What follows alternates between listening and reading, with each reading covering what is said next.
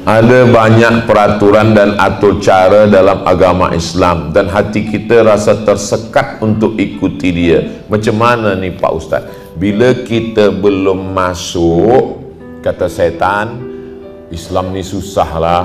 Dia mesti mandi, mesti wudu, mesti tayamum, ada pula sembahyang subuh, zuhur, asar, maghrib, isyak. Setan memang macam itu. Bila kita dah sembahyang, setan akan risaukan fikiran kita dalam sembahyang itu. Bila kita dah selesai sembahyang, dia akan tak pernah berhenti. Ini memang kerja setan. Setan belum pencen lagi. Jadi memang la atiyannahum min baini aydihim, aku akan datang dari depan, wa min khalfihim, dari belakang, wa an aymanihim, dari kanan, wa an syama'ilihim, dari kiri, alladzi waswisu fi sudurin nas, waswisu, berbisik-bisik. Ini memang udah kerja setan. Kita lawanlah itu. Semua aturan yang ada dalam Islam ini, itu semuanya untuk kita, bukan untuk Allah Subhanahu wa taala. Bersih. Jadi rupa-rupanya orang-orang yang bersih itu, bila dia pergi ke restoran, dia basuh tangan, dia basuh muka. Naik pesawat terbang, dia duduk di kelas eksekutif, tak lama datang pramugari membawa sapu tangan basah yang dengan air suam panas, dia basuh muka. Saya bila dia bagi tuala tu, saya tak basuhkan. Saya tak ke muka saya. Terbayang saya, ini dah ke muka berapa orang. Tapi bukan saya nak suruh puan-tuan ikut saya, pikiran saya saja. Ini bersih. Artinya apa? Rupanya mereka basuh tangan, basuh muka, basuh tangan, basuh muka. Siapa yang mengajarkan basuh tangan, basuh muka? Lebih daripada itu 14 silam. Basuh muka, basuh tangan, kepala, telinga, kaki, lebih lengkap dan sempurna Islam. Jadi nanti mereka setakat sekarang ni baru basuh muka, basuh tangan. Mungkin 100 tahun lagi baru dia kepala, telinga dan kaki. Proses dalam Islam yang luar biasa. Saya jumpa dengan doktor. Kata doktor ni, Ustaz Somad, ini badan kita ni ada lubang. Bila kita nak masukkan makanan, masuk lubang. Bila nak masuk angin, ada lubang kulit. Tapi tulang tak ada lubang. Jadi macam mana tulang ni boleh makan? Banyak bergerak. Macam mana kita banyak bergerak? Itulah orang ada maraton, ada exercise, ada macam-macam. Dia berlari, macam-macam. Tapi kita orang Islam, dia bergerak, tegak, rukuk, sujud. Macam mana tulang leher boleh makan? Qabliyah subuh, Assalamualaikum warahmatullahi. Assalamualaikum warahmatullahi. Qabliyah subuh, sembahyang subuh. Qabliyah zuhur, zuhur. Ba'diyah zuhur. Qabliyah asar, asar. Qabliyah maghrib, maghrib. Ba'diyah maghrib. Qabliyah isya, isya. Ba'diyah isya. Tahajud, witir, duha, isyraq, awabin. Sehat wal afiat. Jantung kita di bawah, otak kita di atas. Berat darah ni naik dari jantung ke otak sebab dia mendaki ke atas. Maka dibantu dengan sembahyang. Mana kita bersujud, berapa kali kita sujud dari mulai subuh hinggalah malam. Maka saat itu turunlah darah membawa oksigen, turun ke otak, maka sehat walafiat. Nanti orang baru sadar, oh ini rupanya hikmah rahsia daripada ajaran Islam membuat orang sehat. Tapi kenapa orang Islam sakit? Sebab dia sujud tak sempat darah tu sampai ke otak. Baru sampai ke tengkuk dia tegak lagi. Kata darah ni, apa ni, serius ni kita ni. Aku belum sampai lagi, kata dia. Jadi rahsia-rahsia semua dalam Islam ni tentang kebersihan, tentang kesihatan.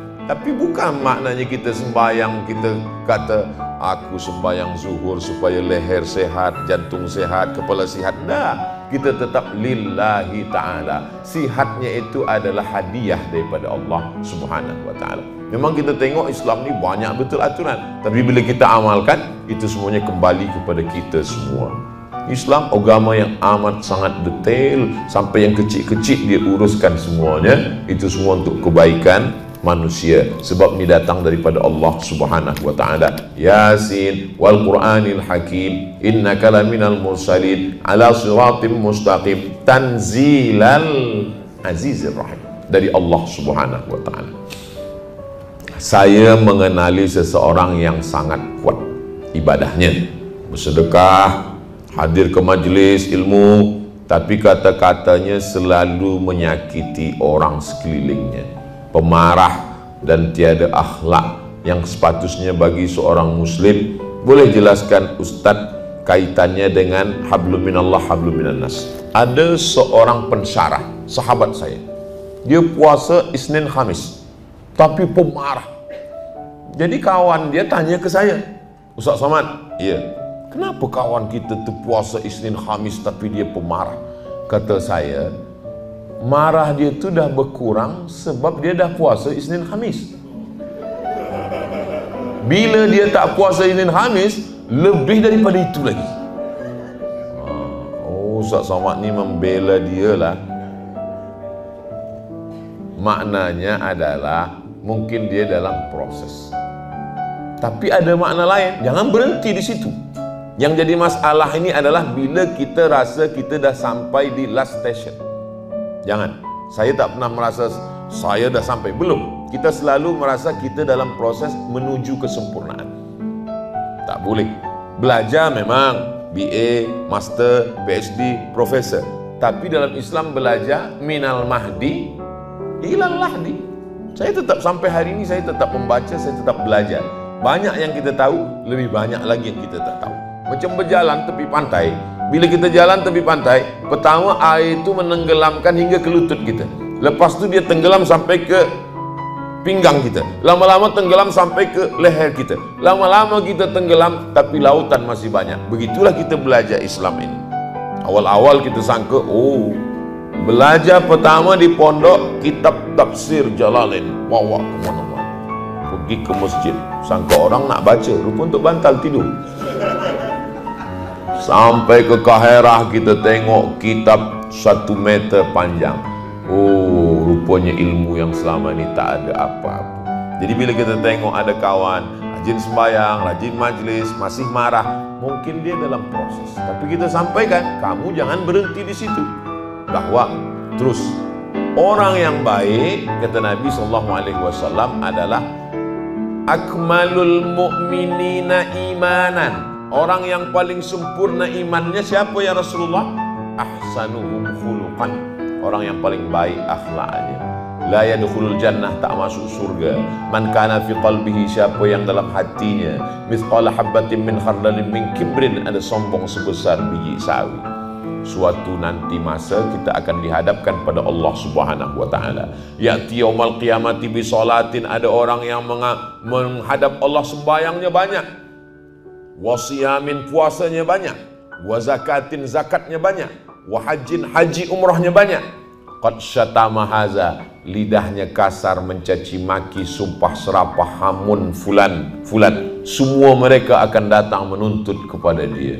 Itulah maka saya bila tazkirah selalu saya sampaikan, demikianlah tazkirah ini saya sampaikan. Bila ada kata-kata yang tak berkenan di hati, sudikah puan-tuan memaafkan saya? Semua cakap sudi, selesailah saya. Daripada saya cari di padang mahsyar, susah kita nak mencari. Di padang lumut aja susah, pergi padang mahsyar. Semua kita akan berkumpul. Semua umat manusia ini berkumpul. Dari mula Nabi Adam hingga Adam Smith. Semua akan menghadap Allah Subhanahu wa Ta'ala. Sekecil apapun akan dihisap di hadapan Allah Subhanahu wa Ta'ala. Ada orang sembahyangnya banyak, puasanya banyak, zikirnya banyak, dia sangka dia dah siap masuk surga. Manakala dihisap, cerita ni ada dalam kitab Risalah Al-Qushairiyah, Imam Al-Qushairi. Dulu kita dah khatamkan di masa Covid, saya tak pergi. Saya sebelum Covid hingga sekarang 3 tahun setengah tak ke Kuala Lumpur. Inilah first time pertama kali lepas Covid. Satu kita di online saja. Dalam kitab tu saya baca, dia banyak sembahyang, banyak puasa, banyak haji, banyak zikir, banyak khatam Quran. Tapi manakala dihisap-hisapnya lama. Sebab apa? Balik kenduri tersangkut daging di celah gigi. Tak lepas-lepas. Lama lagi sampai rumah. Dia berjalan, dia ambil ujung ranting kayu rumah orang, dia cucukkan. Alhamdulillah lepas. Rupanya itulah yang lama hisap. Ujung ranting, mana ada orang rugi? Kita bukan ujung ranting, sama buah-buahnya sekali kita ambil. Jangan aniaya orang, jangan makan harta haram, jangan rosakkan hati orang, jangan ambil harta orang, jangan ganggu anak orang, bini orang, kawan orang. Maka insya Allah kita akan selamat.